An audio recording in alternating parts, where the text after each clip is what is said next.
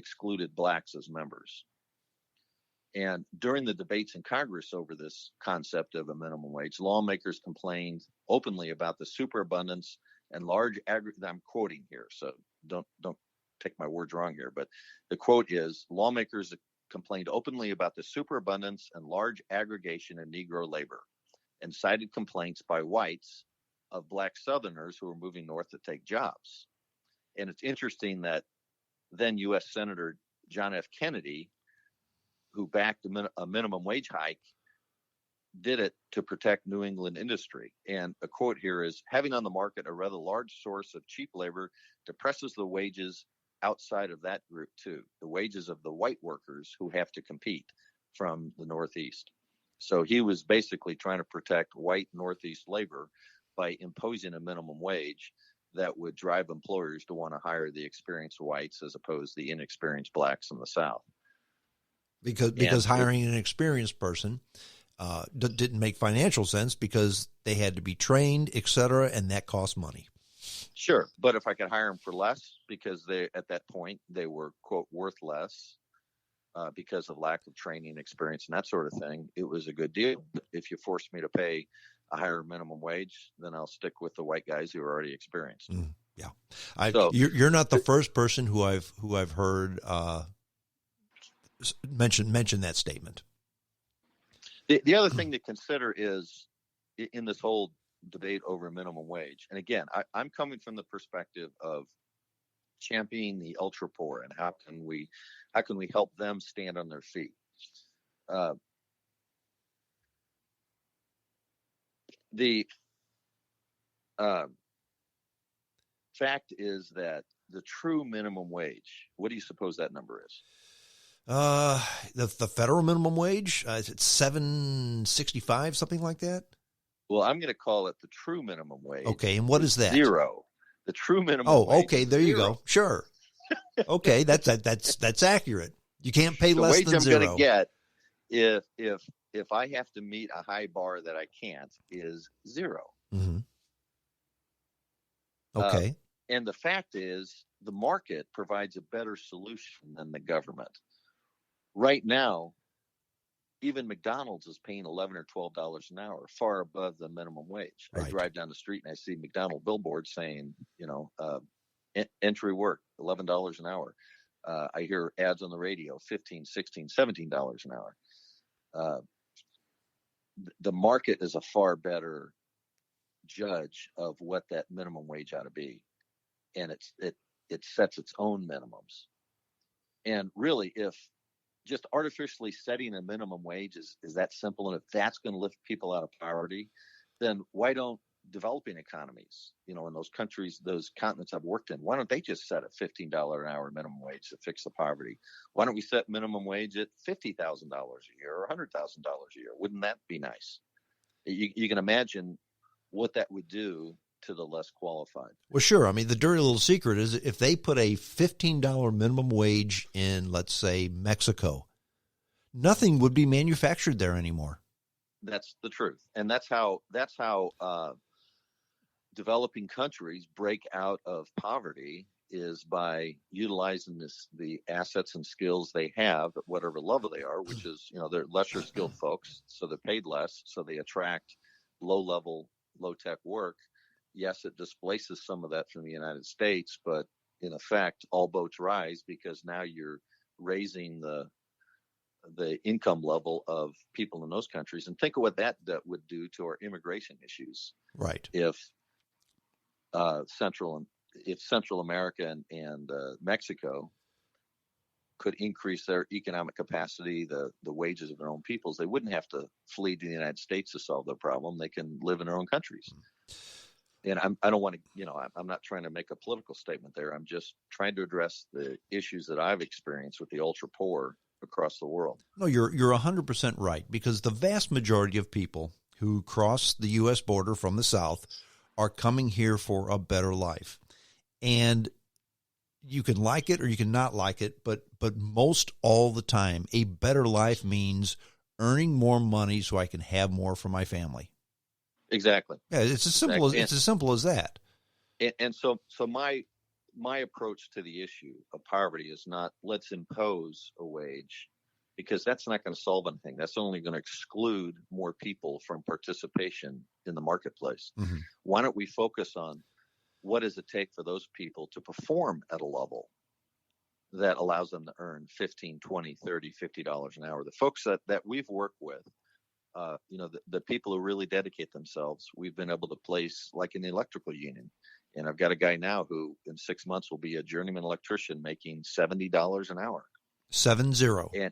And he came to us just out of prison, 6 years for drugs, a felony record.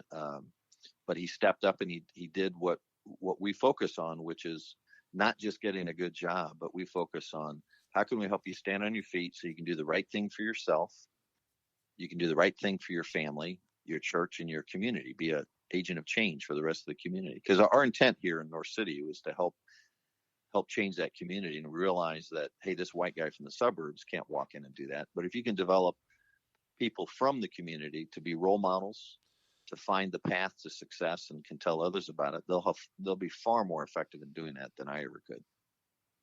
That's exactly right, because people have to realize that they have to do the right thing before anything happens. And that's I will say a discussion, not an argument, because I refuse to argue this type of thing with people, but I will discuss it with them. People say, well, we need a law to do this. We need a new law to do that. We need new regulations. We need new restrictions. And I say, no, we've got laws. We've got restrictions right now. What you have to have is people have to make the decision to do the right thing. That's the only way things are ever solved. And you can't do that unless you have a solid personal vision in your own life to understand, where am I going? And that's really the starting point. If you just take a lot of folks who are in ultra poverty and just throw them in a workplace, they're going to fail, because one, they don't have a personal vision to see what does it look like if I'm economically successful, if I don't have to scrimp, in order to get by, if I don't have to deal with a crisis every single day before I can show up for work. What does success look like, and how do I get there? And what does that mean to me personally? And what do I have to develop inside of myself? And that begins with a personal vision of success. What skills has God given me that I can build on? They've never seen success. Living in generational poverty means for at least 3 generations, no one in your family has seen success. So where's any vision of success going to come from? Yeah, and that's what people are experiencing. So this whole mind twist about, well, all they need is a job. People who say that have no comprehension of what it means to live in generational poverty. I was very fortunate in that I was raised by 2 wonderful, hardworking, loving parents who are both still alive. So I'm very fortunate. But that's where I learned to be a good human being, to be a good man, to learn a work ethic. Every day, my father got up and he went to work every single day. If he didn't go to work, he was sick as a dog. I can count on one hand the times my father did not go to work. So I then knew, okay, here's what a man does. He wakes up in the morning and he goes to work. And on those days he has to go to work, he goes to bed early so he can wake up in the morning and go to work. Now, if he wants to stay up late, drink 3, 4, 5 beers, have fun with his friends at night, you do that on Friday night and Saturday night when you don't have to go to work the next day. You learn that from your parents. So, James, you've touched on a critical point of success, is having role models that model for us success.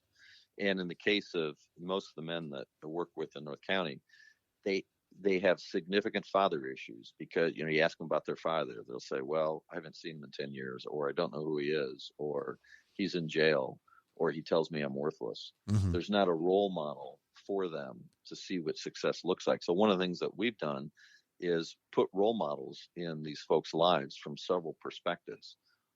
One, a peer mentor, someone who's been in the program for a while, who can say, yeah, listen to this guy, he knows what he's talking about. We also look for who their key influencer in life is, and that's often grandma who raised him. And it's the one person they won't raise their voice or a gun to. And if she says jump, they jump. If she says, hey, get your butt out of bed and get down into that program, they're going to do it. If she says, hey, don't hang around those white people, he's going to stop. So we have to find out and enlist that person in the program and communicate with that person about how the person doing, what help does he need, and she or he's going to make sure he gets it. We also put business mentors, people from either the employer or others like myself who have business experience to help model for them what success and work looks like and what you need to have to do that. So with a combination of, and then a spiritual mentor, someone from their church who can walk alongside them. So when there's issues of character like honesty or showing up on time, we bring that back to that person, and from a spiritual perspective, they can help them understand, what has God called us to do? Why are these principles important? So they build within themselves a moral basis for what success looks like. You mentioned the religious aspect, and I'll take it from a Christian side, although it doesn't have to be.